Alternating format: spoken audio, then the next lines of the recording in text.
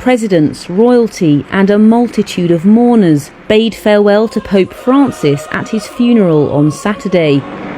Applause rang out as the coffin, inlaid with a large cross, was brought out of St. Peter's Basilica and into the sun-drenched square by 14 white-gloved pallbearers. Bells tolled as leaders from more than 150 countries took their places. Dignitaries included US President Donald Trump, who clashed with Francis a number of times over their starkly contrasting positions on immigration. Ukrainian President Volodymyr Zelensky was also in attendance. Applause rang out in the square on his arrival.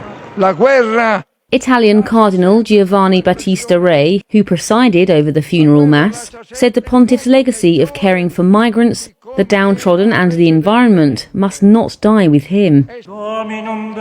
Choirs sang Latin hymns and prayers were recited in several languages, reflecting the global reach of the 1.4 billion member Roman Catholic Church. Aerial views of the Vatican showed a patchwork of colours: black from the dark attire of the world's leaders, red from the vestments of some 250 cardinals, purple worn by some of the 400 bishops, and the white worn by 4,000 attending priests. The faithful hurried to the Vatican from the early hours, many camping to try and secure spots at the front of the crowd for the ceremony. We want to say the bye-bye because he's the living saint, very humble and simple, and he liked the united all the peace of country. The Vatican estimated some 200,000 people had gathered at the start of the service. The Argentine Pope died on Monday, aged 88, following a stroke.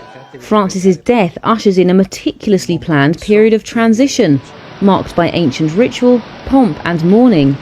Over the past 3 days, around 250,000 people filed past his body, which was laid out in an open coffin before the altar of the vast 16th century St. Peter's Basilica.